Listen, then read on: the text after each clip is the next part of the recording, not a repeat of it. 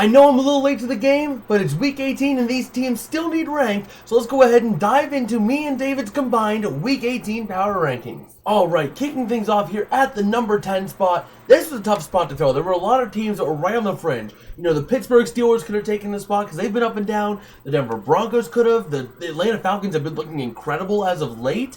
The Buccaneers have had their hot spots, but ultimately me and David both settled in on the Los Angeles Rams, taking this number 10 spot here. At 10-6, having clinched the NFC West, this Rams team is poised to make a potential push in the playoffs. The question is for this team, and it has always been this year, consistency. Can this team string together multiple good games in a row? We've seen it through multiple games. You know, they've hung around against some very good teams, and they beat Minnesota. They were one of Minnesota's 2 losses. They were one of Buffalo's only 3 losses. They play well against good teams. They give me serious vibes from like the mid-2010 Steelers. They play up to the great teams, then they get blown out by the lowly Bears the next week. This team, you don't know what you're going to get. They are a box of chocolates, so their inconsistency prevents them from being a top 5 team or even a top 8 team, but 10 feels like a solid spot for this team going forward. Alright, at number 9, we have the Los Angeles Chargers. The Chargers currently sitting at 10-6, have their playoff spot secured. They will be going to the dance. The question is, will they be the 5 seed or will they be the 6 seed? That all is going to potentially depend on the Pittsburgh Steelers and how they play, but ultimately this team, they have had some really good moments. You know, this last week we look at, they blew out the Patriots 40-7. But then you look at their games, they barely edged out the Broncos, another playoff team. But then they got blown out by the Buccaneers, who have been up and down and very inconsistent. Their highest highs have been pretty solid. Their lowest lows have been horrible. So we can't really judge that win. And they lost. They played the Chiefs tight. This team really just is very unpredictable week to week, just like the Rams. This team has a higher upside in my opinion. This offense is younger. They have a very good head coach, an experienced head coach in Jim Harbaugh. So that's why we have this team a little bit higher. But once again, the Chargers are very similar to the Rams, that they are very inconsistent, but they do have a higher upside. So we feel like edging them over the Rams is the right move. At number 8, we have the Green Bay Packers. Sitting at 11-5, they are no longer in control of their destiny as to where they are seated. They do have their playoff spots secured, as all the wild card spots have been filled.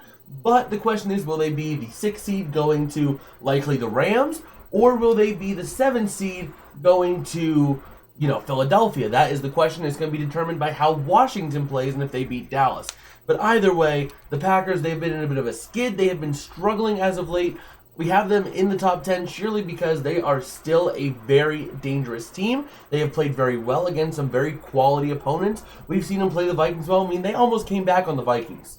Like, yeah, the Vikings tend to, you know, try to blow games, and they always get in those tight games. But the Packers were down big, and they came back when it mattered. This team's still taking the loss. They will play you tough, no matter who you are. And I think the Packers really want to get that 6 seed, because if the Rams take the 3 seed, they really have a good shot at moving on, because they play the Rams very well. They have their number, and they can make a push if they get the 6 seed. Actually, we were just speaking of this team, but at number 7, we have the Washington Commanders. This team has now secured their own playoff destiny. They are a simple win and clinch the 5 seed or the 6 seed, lose, and they might not get that 6 seed. The question is, how will they play? But this team does play tough. Now, they've had their ups and downs. Every team is going to have their ups and downs, but Jaden Daniels has been taking control of this team, and he has really been playing with passion. He's been playing strong. He's been playing well. This team, when they are all together and playing as a unit, are one of the most dangerous teams in this league. You know, they had that run right there about, you know, October into November where they were really white hot. Nobody was stopping Jaden Daniels until that Steeler game. Really, after that Steeler game, they kind of fell off. But this team is always dangerous, and they showed it against Michael Penix and the Falcons, as Michael Penix really has been looking good. So, you know, I really weight that win as big for Washington. At number 6, we have the Minnesota Vikings. Now, why would you think a 14-2 team would be at the 6th spot? Well, let's just be realistic here. The Minnesota Vikings, they win the games close. They have not had too many blowouts. They have not really had ways of just putting teams away early. You know, and some of their struggles have been to tougher, you know, somewhat tough but inconsistent teams. Like I go back to that Rams game, that Thursday night football game. That was their first loss of the season, I think it was. It was either first or second loss. It was one of the 2 losses. But either way, the Vikings dropping it to the Rams, and they had to drop. No, actually, the Rams game was the second loss for them because they had an all loss earlier in the season. I think. But either way, Minnesota, just very dangerous when they're hot, but they're always going to find a way to make the game close, and that is not a good thing. A good team, the Chiefs, the Eagles, the Lions, if you try to make that game and you're blowing them out and you let them come back in, they're going to charge all the way back through that door and win the game over you. At number 5, we have the Kansas City Chiefs. This team is 15-1, yet not the top of the list. How is that possible? Well, they have not been able to really dominate an opponent. The last opponent they dominated was the Pittsburgh Steelers, but that was more so because the Pittsburgh Steelers kind of struggled. Their defense didn't really show up at all. Their offense really just didn't do what they needed to do on the few chances that they had. So really that loss spoke more to the Steelers than did the Chiefs, in my opinion. But the Chiefs, they have always been in those tight games. This one, the YouTuber Isaac Punts, I think it was, did an incredible couple of videos as a little joke saying how many inches away are the Chiefs from a losing record. This team has been always finding it in close games. Now, there is a point to be made that teams who win close games are always usually good, but if a team always manages to get themselves into close games, are they really good, or are they just barely edging by? Just like the Minnesota Vikings. The Vikings always play close games. They only have one more loss than the Chiefs. You wouldn't say the Vikings are good. The real reason that everyone said the Chiefs are like top of the league, best team in the league, is because of Patrick Mahomes.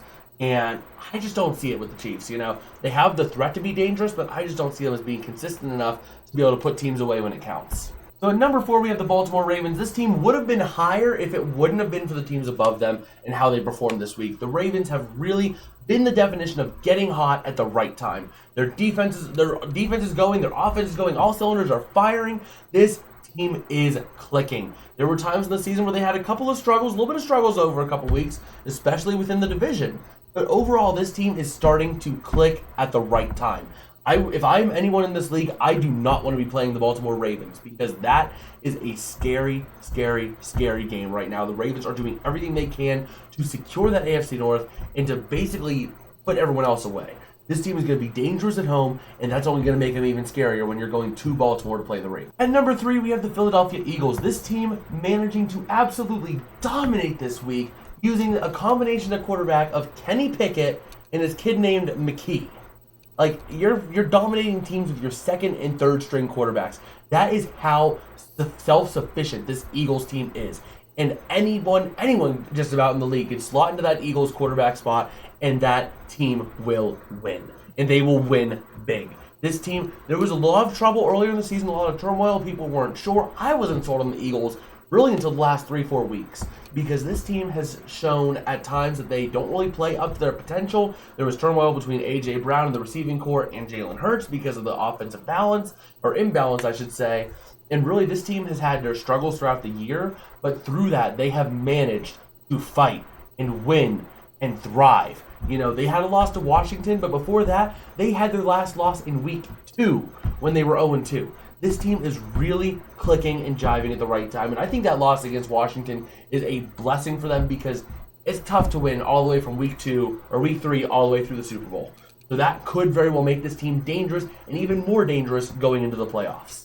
At number 2, we got the Buffalo Bills, mostly because I just feel like this offense is a lot more potent. They've had a lot more consistency on their potency, and everything fires. All cylinders fire. The defense plays very well. Apart from a couple games, like we look back at that Rams game, the Bills have had some struggles defensively, but offensively, no doubts in Josh Allen and company. This team really makes things count. They make each possession count. They treat each possession like it's their last, and that they'll never get the ball again, and they score points. This team is going to be dangerous. Nobody wants to face them. If I'm a Steeler fan, right, and I know that we're not going to win the division, I am certainly glad that Denver lost because I would not want to go into Buffalo in the playoffs if I wouldn't have to.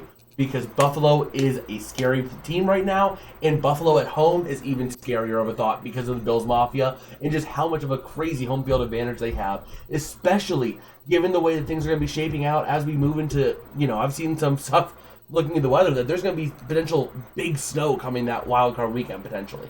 So that's going to be even playing more into the hands of Buffalo. I really don't want to play the Bills right now. And last but not least, at number 1, you guessed it at this point, it's the Detroit Lions. This team has been so balanced on both sides of the ball and still winning big through injury. Defensively, they're a little bit,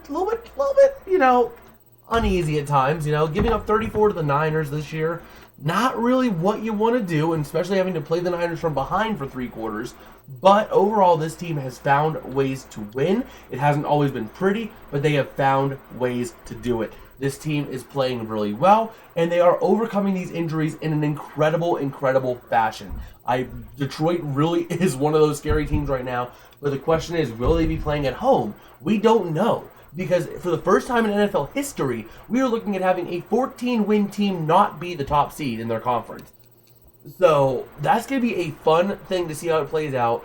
And either way, really, Detroit is a scary team. They are dangerous on both sides of the ball. They'll punish you on defense. They'll punish you on offense. The only thing that will hold this team back, in my opinion, is Dan Campbell himself. If he gambles too much like he did in the NFC Championship last year, this team will flounder. But if Dan Campbell plays smart and gambles intelligently, this team is unstoppable just about week in and week out. Alright, well that's going to be it for me today, but let me know down in the comments below. Who would you have put in this top 10? Who was too high? Who was too low? I'll put your whole power rankings down below. I want to hear what you guys have to say. I will get back to every single one of you who leaves a comment. And I guess with that, smash like if you did like, as it does help us out a whole lot. Subscribing also is a joy as well, so that you get notifications with the bell on, as long as you ring that bell, for any and all uploads we will have. 3 uploads a week on top of our covered streams when we do them throughout the NFL weeks. And I guess with that, I will catch you guys later. Peace out and have a good one.